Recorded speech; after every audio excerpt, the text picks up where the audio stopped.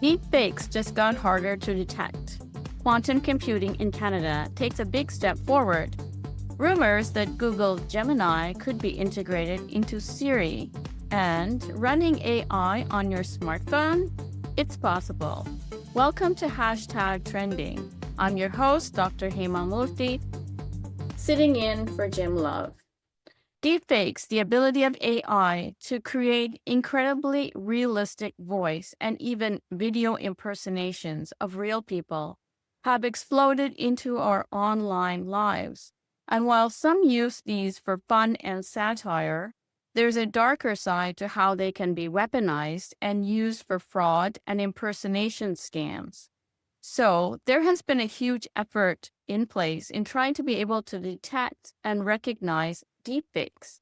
One promising technology that was developed uses biological signals that can actually be detected even in a video, like a person's heartbeat, by observing small color changes in a person's skin. But recent advances in deepfake technology are able to defeat even these sophisticated tools.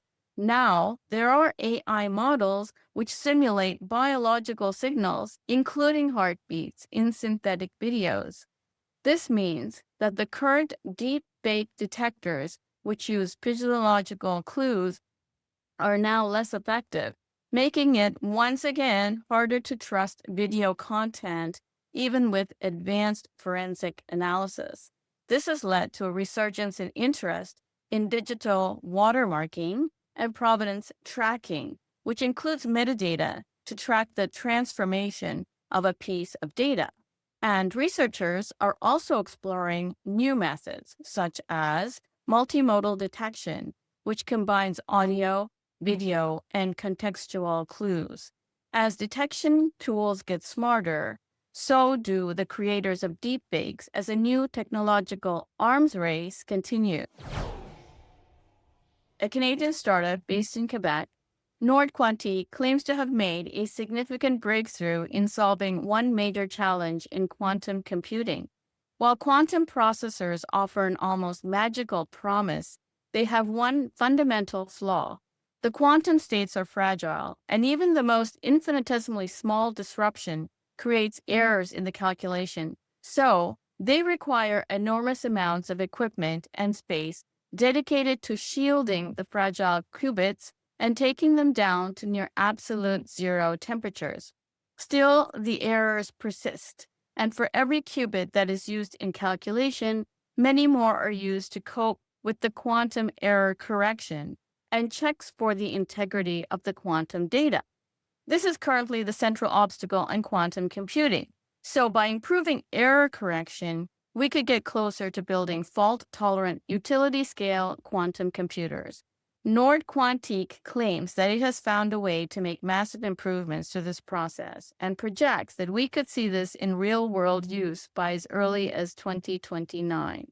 I'm not a quantum physicist, but according to a story in the Globe and Mail, what's different about Nord Quantique's work is that the hardware doing the checking is the same hardware doing the calculating, which is different from the work at Google, Microsoft, and Amazon. The experimental results suggest that larger commercially relevant quantum computers can be constructed from similar components.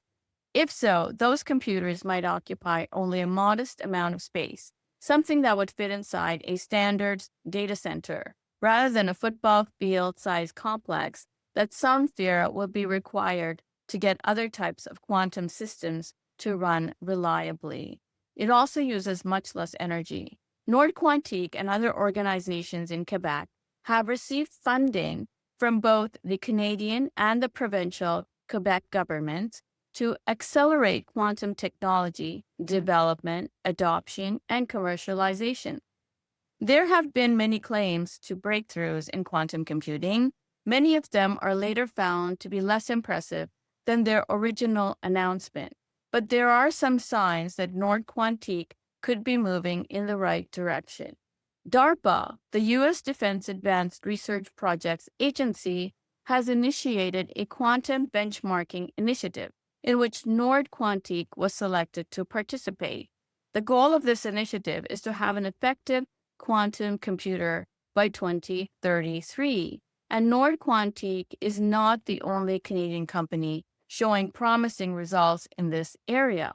Other Canadian facilities that are participating in this benchmarking initiative are Xanadu from Toronto and Photonic from Vancouver. The Toronto Waterloo Innovation Corridor in Ontario is known to have the highest amount of quantum research and deemed the most significant quantum cluster.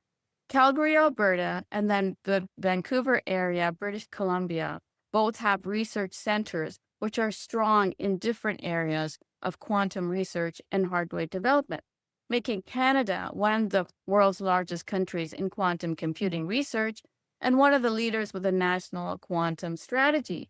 In the area of AI research, Canadian research played a huge role in developing what we know of as generative AI, and is one reason why Canadian Geoffrey Hinton shared a Nobel Prize recently. It could be that history may repeat itself this time in the area of quantum computing.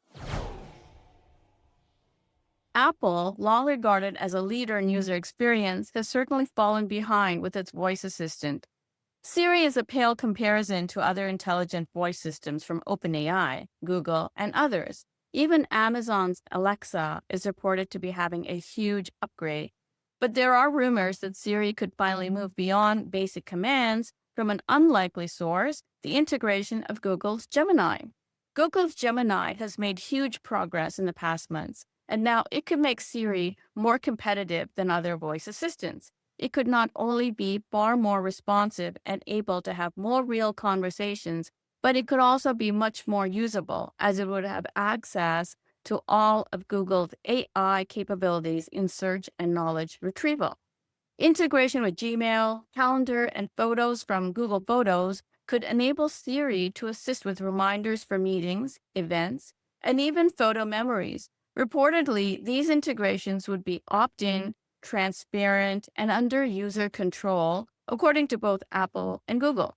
But the privacy issue may be a huge one for Apple that has built a reputation on protecting user data.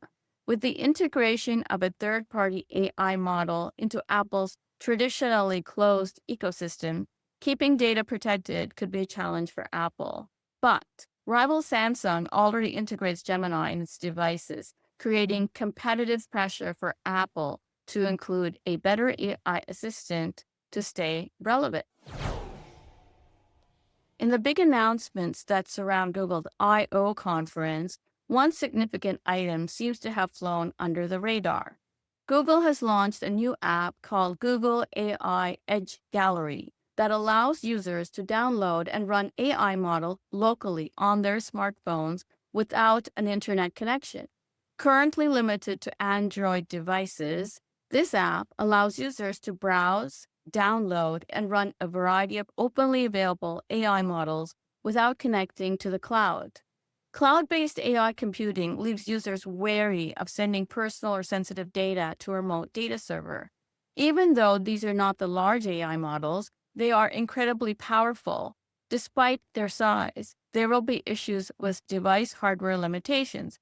But new phones also have increased processing power. While not matching the full power of the cloud-based AI model, the local model will allow for use where the internet may not be available, for example, making it accessible to larger populations in remote areas as well. Currently available only on Android with a download from GitHub, Play Store availability, and an iOS version is in development. And that's our show. We would like to hear your comment. You can reach us at editorial@technewsday.ca.